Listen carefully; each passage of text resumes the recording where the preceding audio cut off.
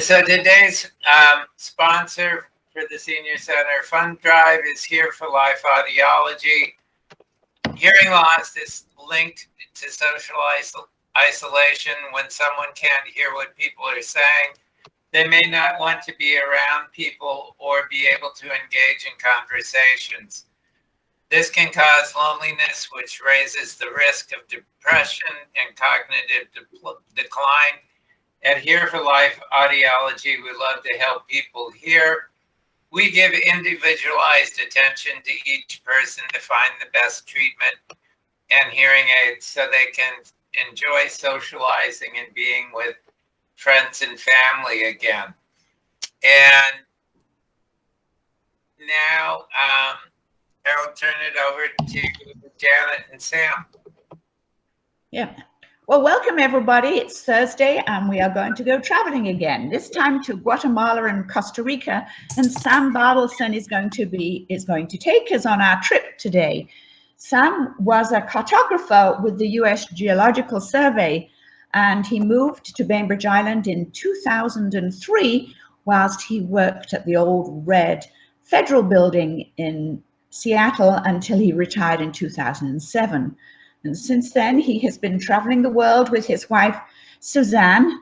And this is not his first time that he has given us a presentation. He has shown us Sicily, Peru, Iceland, Patagonia, and Easter Island. And today I'd like to welcome you, Sam, for you to take us to Guatemala and Costa Rica. Great. Thanks, Janet. Am I on? Can you hear me? We can. Okay.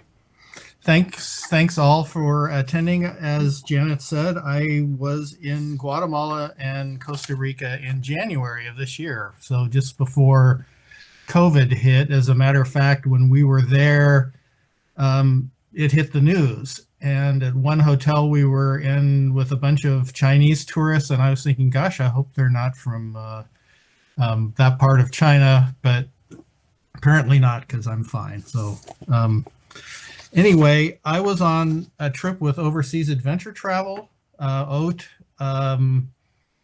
which was a tour. And I always tell people the good part about it is it's a tour, and the bad part about it is it's a tour. It's good because you get to places that you wouldn't otherwise, I think, but it's bad because they plan your day. And if you want to see something more or less, you don't really have that alternative. So that said, let's start, which is present now. So just for people like me that are not all that great on the geography, and as Janet said, I was a cartographer and a geographer.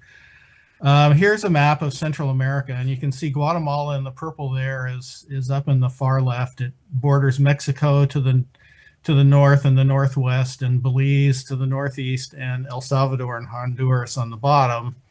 And then Costa Rica is down just north of Panama, and in between Nicaragua and Panama. And one of the things Costa Ricans get is a lot of refugees from Nicaragua, for whatever that's worth. So here's a map of Guatemala that's more detailed, certainly, than that last one. Guatemala City is the capital. It's kind of right there in the central southern part in big letters. And really all I did on this trip, this was like the pre-trip to the trip to Costa Rica. And so it was just 5 nights in Guatemala. And I flew into Guatemala City and then went to the southwest of that to Antigua, which was a capital in the 1700s, I believe. And we went on a day trip to Lake Atlan, which is due west of there. Hopefully you can see these all. And then after 2 days in Antigua, we flew to Flores, which is up in the north part of Guatemala, in the center of the Mayan area, and went to Tikal, which is just northeast of Flores. So there's the Guatemalan flag. We basically had just a morning in Guatemala City. So I have a few pictures of what Guatemala City looks like. You can see kind of in the center there's a Eiffel Tower-like structure. if it was just like a wireframe of the Eiffel Tower. And this was Sunday morning, so there wasn't a lot of traffic. This is the Capitol building, and the day we flew to Costa Rica, I believe they were inaugurating their new president, and so they were setting up for that.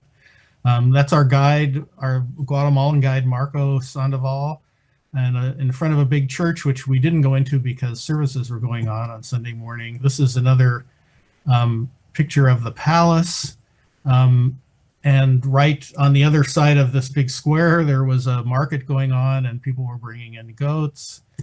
And there were soldiers with machine guns. And that's one thing you see a lot of in Guatemala is people with guns. I don't know what else to say. This is a little memorial to teenage girls that were trapped in a fire. It was kind of like a reform school, and they were put there. And people are remembering them. Guatemala has a more tragic history than Costa Rica, certainly, and has had a lot more civil unrest, like a lot of Latin America has. Anyway, and here's another. Oh, now we're in Antigua. So this is the central square in Antigua, which, like a lot of Latin cities, you see it in Santa Fe, where you have a central park area with buildings around the outside, and a lot of people out. This is now Monday, and there's a lot of tourists and a fountain and people taking cotton candy and posing, and I took her picture too. And in the background there is a volcano. So if you looked at, and I didn't mention it, if you looked at the picture, the map of Guatemala, all of Central America has a mountain range running down the center because it's on the Ring of Fire.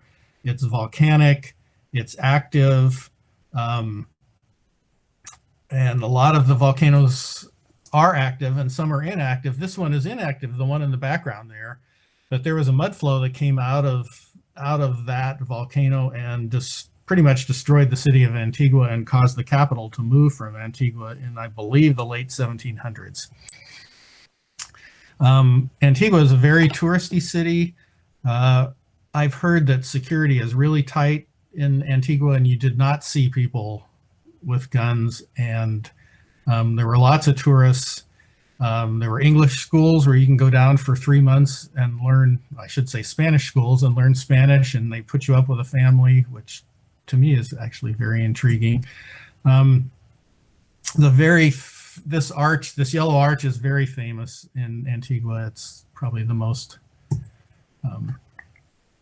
photographed place there, and so I have several. And then a lot of people selling things. I had a great cup of coffee. A lot of churches. This is another street scene with the cobblestones and a chicken bus, as they call them, running by. I'll say a little more about those in a minute when I've got a few more pictures of them. Here's a church that was partially destroyed in an earthquake. And then you go around the back, and it's kind of hard to see, but because I was actually taking a picture through a locked fence, but there's rubble in the background there that has still never been cleaned up from an earthquake of several hundred years ago. We went to a jade place, Casa del Jade. Guatemala is one of the few places in the world where jade occurs naturally. China, of course, is famous for jade. And there was a whole display of various artifacts, and the Mayans, I think jade was more valuable to them than gold was. I don't think they didn't have the gold like the Incas had or the Aztecs. Anyway, a lot of jade artifacts, and then there was a little talk there, and there was a map. So this was from our breakfast place, and you can actually see this volcano puffing out smoke sort of constantly. So I took it with a telephoto, and at night you could see the glow, and excuse me, because it was tossing things up. So while we were in Antigua, we went to Lake Atlan, as I mentioned before, and on the way we passed this a little village where they had a central place for women to do their laundry. So these women are all doing laundry in the clean water there. I thought that was interesting. All ages of women. So this is Lake Atlan, which is a big caldera, and you can, it looks like a big caldera to me, where it's surrounded by mountains and is now full of water. And we went to the village of, I believe it's called Santiago, which is kind of right in between the two peaks. You can kind of see the water opening up there, and we took a boat across the lake and went there. So there's kind of a panoramic shot of the lakefront there, and here's our driver boating us across. And here's the village, which is all Mayan people. Most of the people that live around the lake are of Mayan descent, and I was going to give statistics, which I forgot. 42% of the population of Guatemala is of Mayan descent, and 56 is basic what they call Ladino mestizo, which is Latin descent, which is way more Mayans than anywhere else in Central America. The population, I should have said this earlier, the population is 17 million people. It's 42,000 square miles, which is slightly smaller than Pennsylvania. The economy is agriculture, sugar, coffee, bananas, vegetables, and 2/3 of the money that they get by exporting, they get back. Well, let's see, I'm misphrasing this, but people that are Guatemalans that are living in other countries, primarily Mexico and the United States, send money back to their families in Guatemala, and that accounts for 2/3 of the money that is raised by exporting bananas or sugar and coffee and bananas. So that's, I thought, kind of interesting. The first evidence of human habitation in Guatemala dates to 12,000 BC. Quite a while ago. The Mayan period was roughly 1000 BC to 900 AD. I will get, when we go to Tikal, I'll mention a little more about the Mayans. So anyway, here's this village of Santiago, and a lot of the people dress in the native Mayan dress, not just to please the tourists, but because they do that every day. Here's another chicken bus, and what they are is old school buses for the most part that they get from the US, and they recondition, and they run them as a vital part of their transportation. You see this in Guatemala. I've heard I have not, other than Costa Rica, I haven't been to other Central American countries, but a lot of them have them. Costa Rica does not have them. This is a church in that Mayan town of Santiago. Kind of a panorama that distorts everything, picture of the inside of the church. Not a real prosperous church compared to some you see. This is a monument to an American priest who came down and was murdered during the unrest in the 60s. And he's actually up for canonization, I believe. And here's outside of the church. They still have a few Christmas decorations left there on the left, and it's I believe a parochial school. Here's a bunch of avocados getting ready to export. They're I think grading them and bagging them. And then here's just a market for people that live there to buy their fruit. We did see this interesting artist. This is like looking up from the ground, and you can see the bottom of the feet. And if I could have afforded one and brought it home, I would, because I find them very interesting. So now we're on our trip back. I've heard that I have a very short video, and I've heard the sound was a little alarming.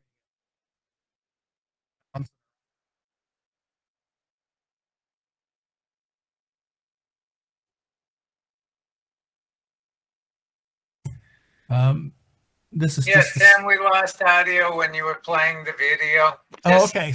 So basically, I just I just took the boat ride apart. I won't play any more videos. I think I may have one more.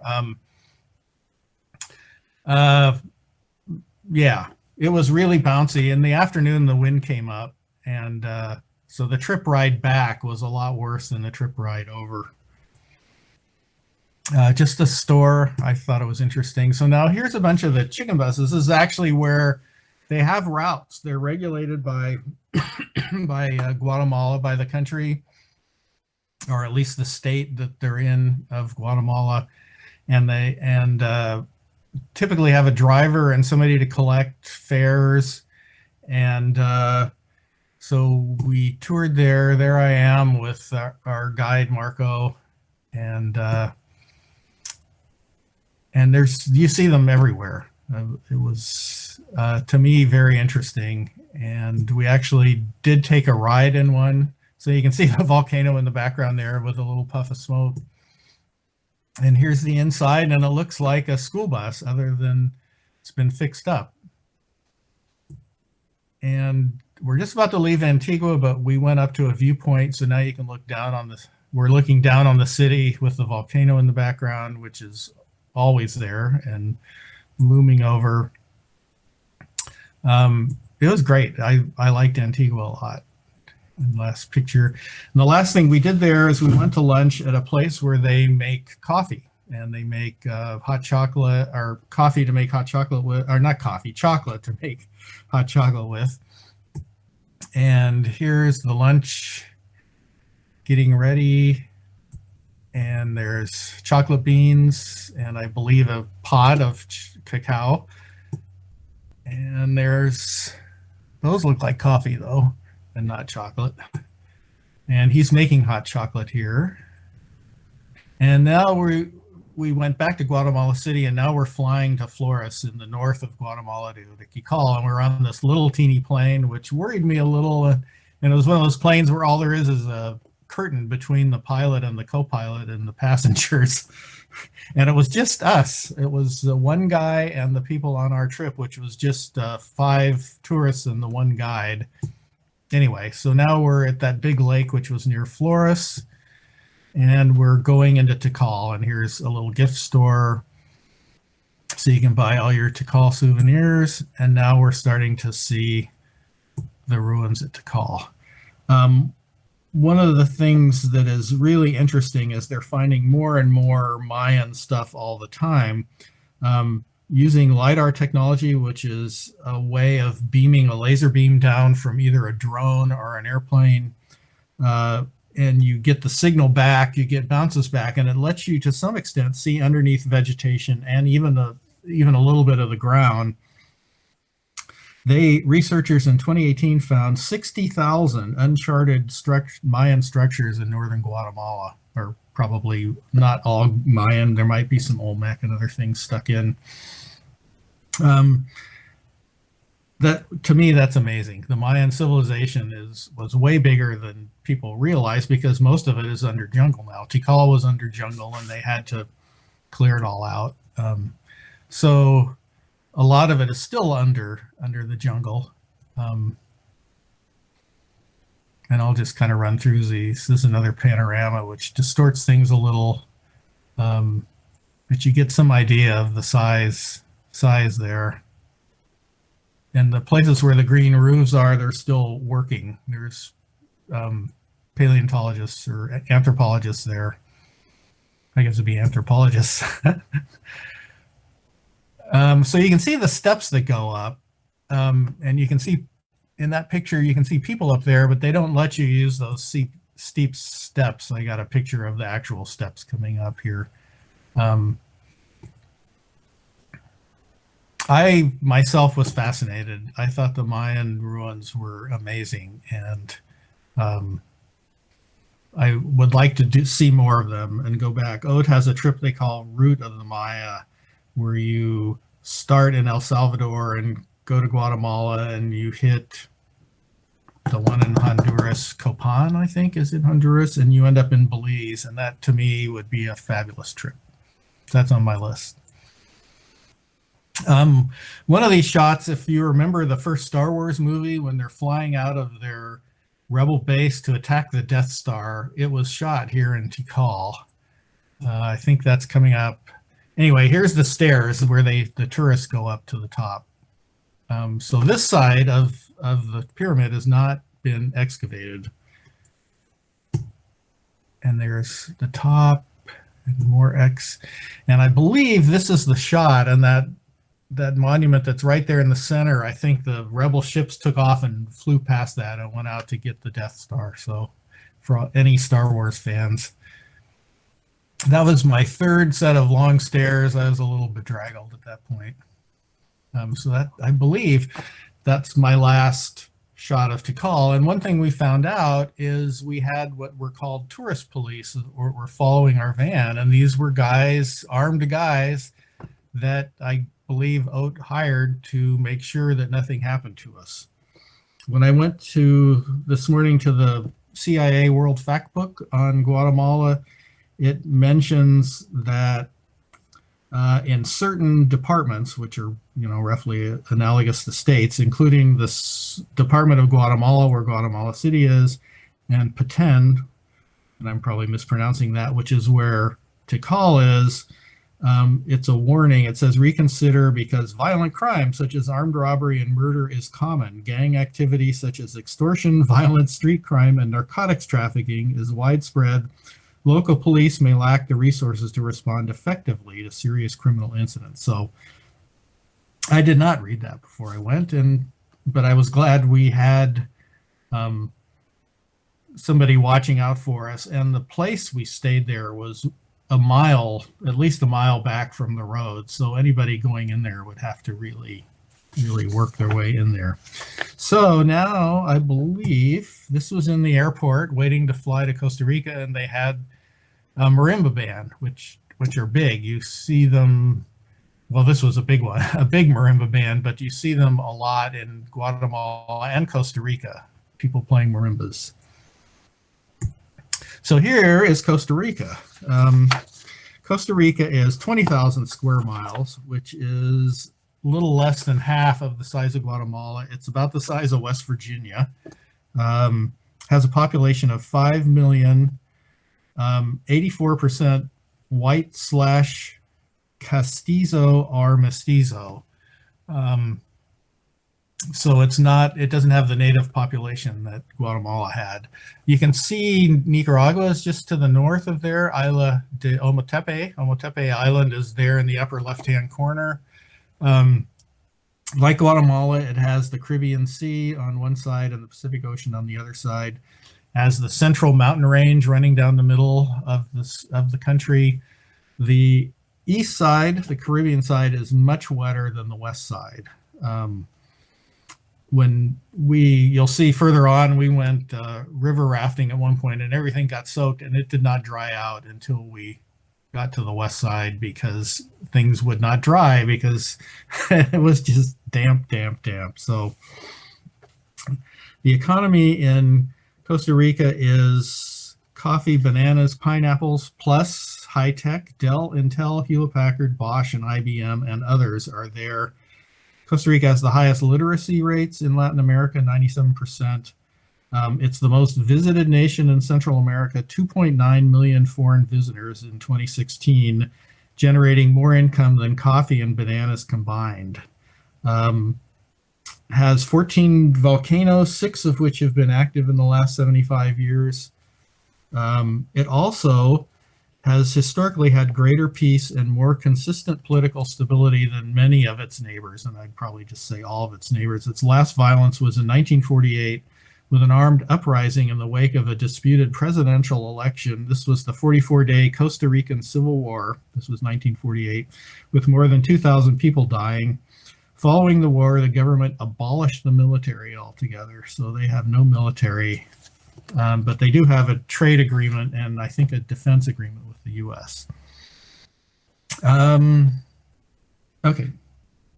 So this is San Jose. Oh, let me go back one sec. So right in the middle is San Jose, which is the capital. We kind of went north where you see San Carlos on Ometepe Lake Ometepe.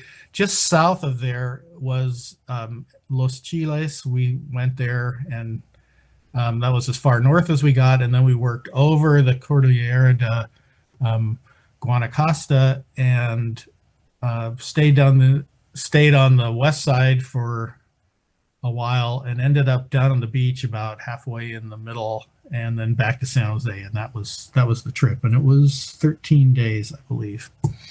So this is San Jose, the capital. Just some pictures. Here's a statue of Beethoven, which is outside the Teatro Nacional. A lot of these are pictures out. Here's the Teatro Nacional. Pictures out of the window. Just street scenes of San Jose. It seems, oh, I was going to mention the way you can tell it was prosperous is while we were driving from the airport to our hotel the first night, we passed a Lamborghini dealer. I don't think you're going to see that in Guatemala. I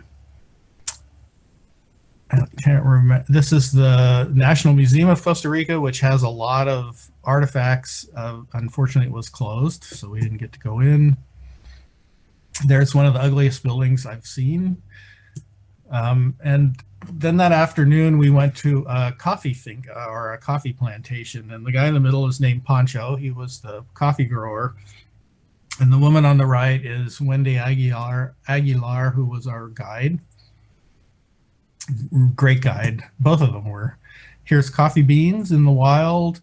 You can see it's got an outer shell and an outer layer and an inner layer, and then the beans. I think there's another layer over the beans themselves at that point. And here they are drying. And I think this is actually also a coffee bean dryer. They don't spread them all. They've got too many to do that, so they use this big machine too. And it heats them up and turns them over. This is Pancho's Los Volcanes coffee that he sold and was very good. And he's demonstrating how to make coffee. And if you see to the right of the picture is this little stand which holding what looks like a nylon. That's seems to be a preferred way that they like to make coffee in Costa Rica. They put the grounds in there and pour hot water through. So it's basically drip coffee, except you're using this nylon sack. He said if you can't do that, then French press works well too. So from there we went on. We kind of went over the crest of the mountains and into the rainforest, and it's going to be cloudy and wet for a while. Here's a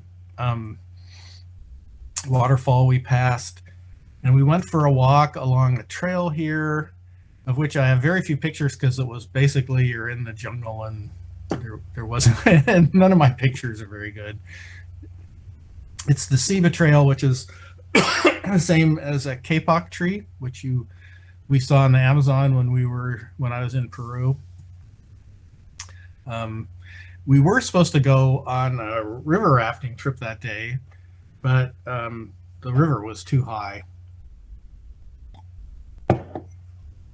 So we walked and ended up walking in the rain most of the time. And that was my pictures. We also went to a pineapple plantation. And you can see the mud there, how wet it gets. And so here's pineapples and little pineapples growing. I've noticed the pineapples you see in Town and Country and Costco, they're both pineapples from Costa Rica. And they give you some pineapple juice and some fresh pineapple. And then that night, sorry, I'm not used to talking so much. We went to a demonstration about bats, and this young man, he's not a scientist. I think he's studying to be a scientist, and he's studying bats. And I believe he said there were 100 different species of bats in Costa Rica, roughly.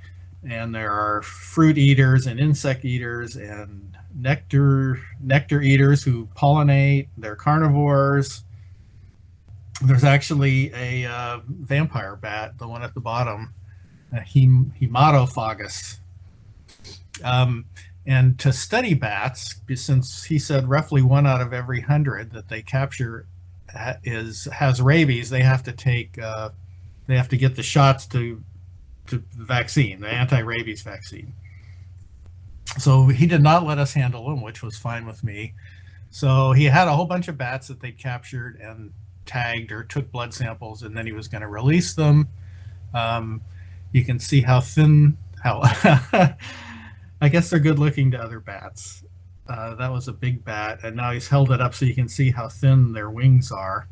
And there's going to be one more video here, so I'll lose it. But basically, I think it was the largest one of the bats, and I do it in slow motion so you can see it take off. And here we go.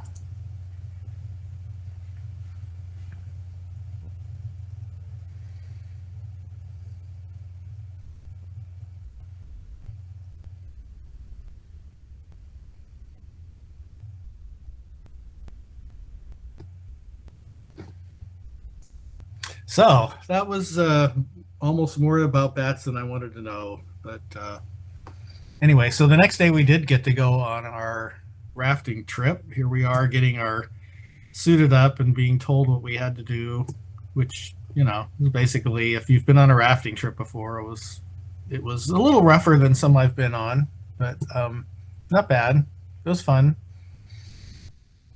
And then we were going, Oat likes to do this thing, a day in the life. And so we were going to a village, we went to a school, which you'll see, and we went to a home hosted lunch. But in the parking lot of the supermarket, there was a sloth and the baby sloth right there next, 5 feet away from where the cars were parked. So you can see the mom and the baby there. And you see how green sloths get because they're up in the trees and they develop this algae on their fur. And so after the market, we went to this school. So here's some of the boys, and they're wearing their uniforms, but I think the bandanas are extra. School was not in session. It was winter break, I guess, or probably their summer vacation. So, no, maybe not. They are Northern Hemisphere. Anyway, and here's some of the girls. And I'll play, you won't be able to hear it. I'll play just a minute. They did a dance for us, and I'll play just a few seconds of it.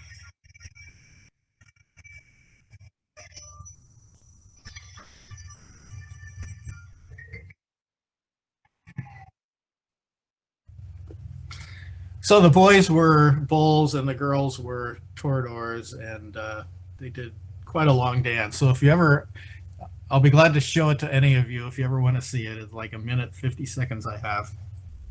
So we went to this home hosted lunch, beans and rice and some protein and tortillas. Then we went to our organic farm, and this is a young man who works there and is explaining things to us. And I just took a bunch of pictures. He's pulling up these roots, which I don't remember what kind of roots they are. The young man in the foreground had sugarcane juice for us to try, which was good. And this picture is not very great, but there are ants. It's an ant trail in the center there. I myself can't see them. And she's showing something which I don't remember. And this is another picture. And here is a cow that they have there. This was typical on the Caribbean side of Costa Rica while we were there. It was cloudy, it rained some, and it was very humid. And there's a lot of iguanas in Costa Rica. I have a lot of pictures of those. So then from there, we went to Lake Arenal. There's an Arenal volcano, which you'll see under the clouds in a couple pictures. And here's a picture of Lago Arenal. There's the volcano. You can kind of see where mud flows and things have come down in the past, but they've all been grown over. I never did see the top of the mountain. It was under clouds. At the lake, there are crocodiles. And I took several pictures at breakfast the next morning because these incredibly colorful birds would come help clean up the plates. Maybe not quite in focus, but I apologize. And then we went to Los Chiles up near the Nicaraguan border to get on a boat and look at wildlife. And on the way, we stopped for a rest break at this place that has a ton of large iguanas basking in the trees. And now we're on the boat, and there's a Cappuccin Monkey, so called because they resemble capuchin monks, and long-billed birds of some sort. And this is the other kind. There's three-toed sloths and two-toed, and whatever the other one was, this is the opposite. So he's looking up, he's upside down there looking at the camera. More in focus picture. Lots of birds, lots of wildlife. People go to Costa Rica for the wildlife, I believe, as much as anything. This alligator was just sunning. This was a trail that people, 50 feet further away were a couple of guys fishing, and one guy came down the trail and scared the alligator into the water. So this is the border with Nicaragua. There's a border monument. I believe that fence that's going off in the distance is the actual border. This picture may be a little hard to see, but those round things are actually bats sleeping there. You can kind of see legs sticking out. And I think they're about the size of 50-cent pieces. Here's a group of, I believe, spider monkeys going along a power line. And this is Lake Arenal on the way out. Now we're heading west where the weather is getting drier and the sun is starting to come out. We stopped at a place where a guy, it's like a horse rescue place where he takes horses and out of abusive situations and rehabilitates them, and he's giving us a little demonstration. Costa Rica is doing a lot with solar energy, wind energy, and I'm sure solar energy. They are very much high tech as compared to the other countries in Central America. The last place we stayed in did not have Wi-Fi. I threw this in just because we got to a restaurant that had Wi-Fi, so if you weren't ordering, everybody was looking at their emails. Typical. So now we're up kind of on the crest. This picture is looking more north, but we're looking out towards the Pacific. You can just see a little bit of the water in these pictures at sunset, where they had the bar and we could have a beer. And then this is what it looks like in the morning. And then we took a horseback ride. That's enough. You don't need to see any more than that. And went to a place with a bunch of hot springs, and they had a series of 5 or 6 pools, and they were all of different temperatures. And you start at one end and they're hotter, and they got progressively cooler as you went along. Not a lot of people there, as you can see. We also did ziplining, which I'd never done before. And I'll play that for 6 seconds and there will be no sound again.